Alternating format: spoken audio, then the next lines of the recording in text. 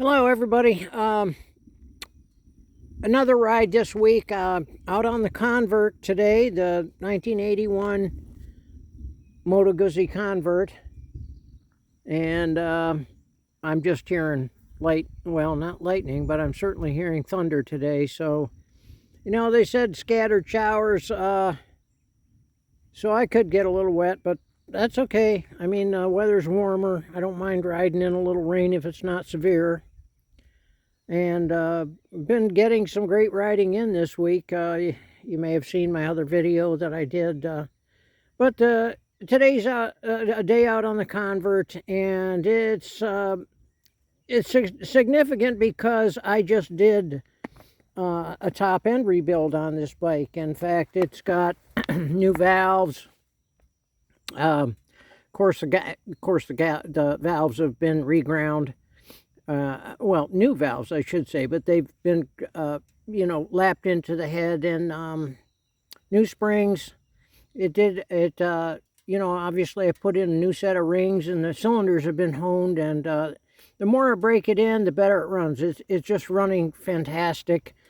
It was blowing a little oil on the left cylinder, because when I got it, just like a lot of the bikes that I do get, it had sat.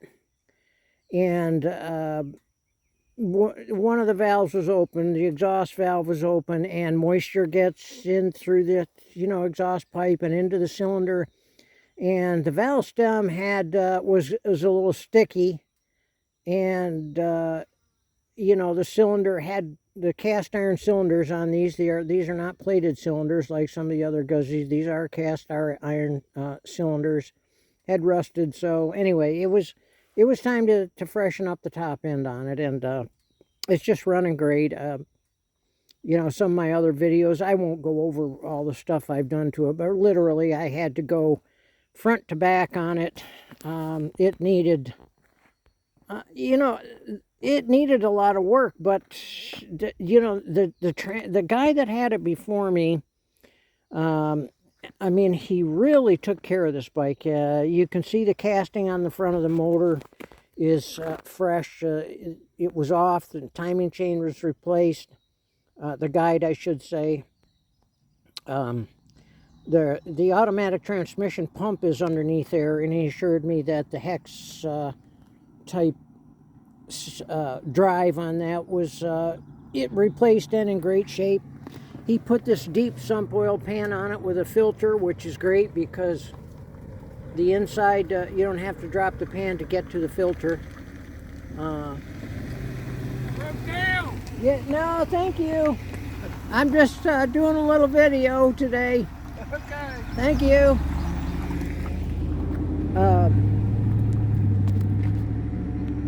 So anyway, back to the top end is fresh, and gosh, it's just running great. I got the carbs finally sorted out. They needed a little jetting as well. I added the windshield. The forks have been rebuilt, all new brakes. It just needed freshening up. But the thing about this bike is it was so complete. I did lose a bag latch. Which the quality of those latches is not terrific anyway. So I've got some new latches at home that I ordered. I just haven't had a chance to put them on yet. And there's, different things that I've done. Obviously, I was going down the road one day, and one of the things that happens on these bikes is the oil line that feeds the heads can crack and leak, and it did. And so they've been replaced with steel braided lines. That's the upgrade for those, which is good. But generally, I've after getting it sorted out, it's been super reliable. It's just the seat is if you're looking for a day when you just want to be comfortable and cruise down the road, and and you're some of the other bikes you tend to be in a little bit more of a hurry. This thing just wants you to just cruise along, enjoy the scenery, which sometimes you're just in the mood for that. You just want to go out, take it easy, look at the scenery, enjoy the day. The seat is one of the best saddles I have ever sat on. The guy kept this in the garage.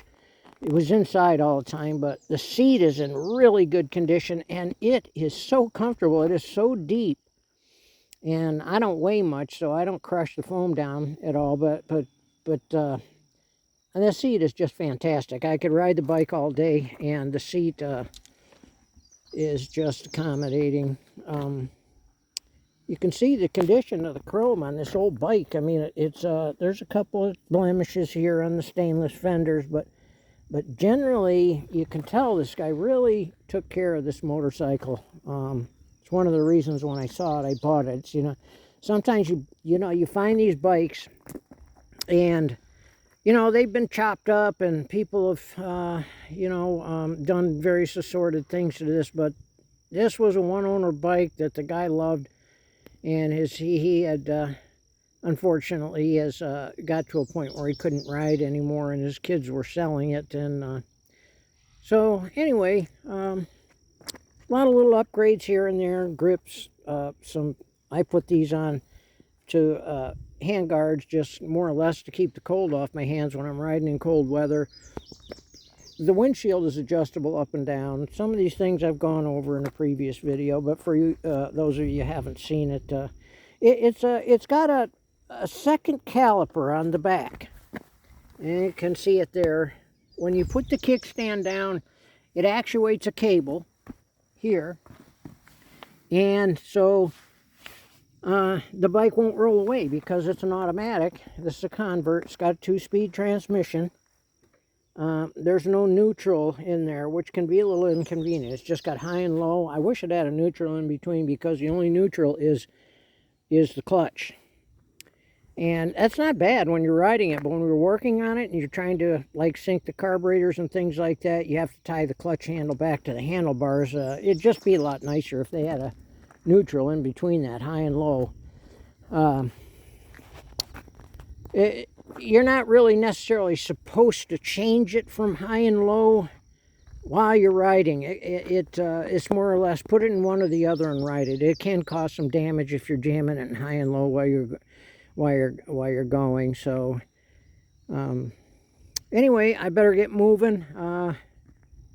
Hopefully the rain will hold off. If it doesn't, well, then I'll deal with it. You just slow down. Sometimes it can be enjoyable. Little rain doesn't hurt. I've got my rain suit. So anyway, I'm off to one of my favorite spots, Audra State Park, which is not a huge ride from my house, maybe an hour, a little over or something.